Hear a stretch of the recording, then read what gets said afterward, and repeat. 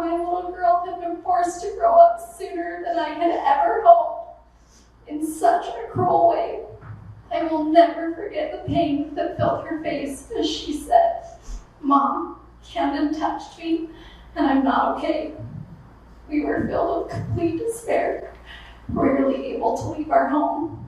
I cannot even imagine how painful it was for her to carry on her own for 7 years.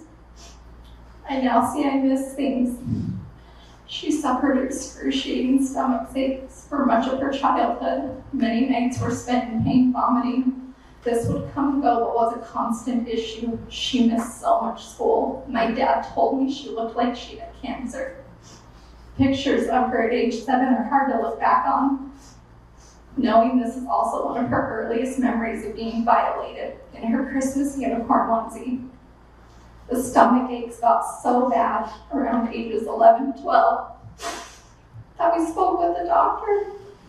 She was embarrassed when it was chopped up to a blossoming body.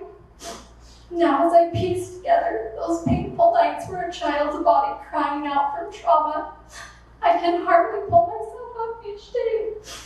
The embarrassment she felt about her changing body, and now knowing that an adult man in college was defiling her then, haunts me. When she started menstruating, she didn't even realize what it was. Your Honor, imagine being a little girl and believing that pain, bleeding, and being touched in secret by someone you love were just part of growing up. I knew things weren't right. I asked if someone was hurting her point blank. She wasn't safe enough to tell me that. I live every day with the devastation of not recognizing what Candon was doing to her. By December, we can no longer hide that something was very wrong. We told Kenny's sisters. Soon fears there could be other victims was addressed. This broke everyone. It was decided Candon's parents had to be told as he was coming home for the holidays. He never missed an opportunity to family gatherings. With this, I realized how many she had avoided and how many more she endured as Candon shamelessly violated her. The pain Kenny endured as he and his sister prepared to tell their brother Corey was crippling. Soon after, his parents told us they had informed him of the accusations. They asked for what they called a Hail Mary to beg for a plea deal if reported. Your Honor, I want you to know that one of the things I've always wanted to do is to confront my abuser, Candon, and tell the truth. Today, I'm able to do that. I'm a survivor of sexual abuse. Candon Dahle hurt me in ways I will never fully heal from. I want Candon to know I'm not your victim anymore. I'm not your anything. My earliest memory of the abuse is 7 years old, but I know he was touching me before that. Almost every time we were together, Candon was touching me under my clothes. The abuse caused damaging memories for me. Some of the memories are so painful. The games he played where he would pick and choose when it hurt me were awful. Some memories are so damaging because it was me holding in cries of pain while Candon was being pleasured. Or it was me fighting her, but he would force it. I was just 11 years old when he covered my mouth because he didn't want the family close by to know what he was doing. He was in college then. I didn't even know what was happening to me, just that it hurt badly. I felt small, dirty, and confused because someone I cared about, someone I cared for,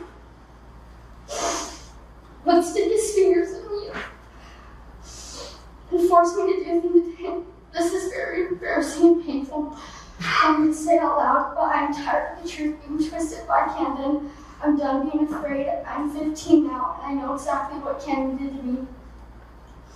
Last year, my brother lost a friend to suicide. It hurts to say I understand how someone's pain can make them believe they wouldn't want to be alive because I was living with that same pain. Every single day since I was 7, Candon has made me hate myself. I wake up every morning and have to give myself a reason to stay here. I want Candon to know that many days I have felt he had rather ended my life than forced 7-year-old me to have to live through all those years of what he did to me. I knew I finally had to tell the truth. truth, some of why I was in such pain or why I would not survive. I chose myself and I chose the truth. I faced my worst fears when I told my parents I was sexually abused by Candon. The next fear was realizing I might not be the only one.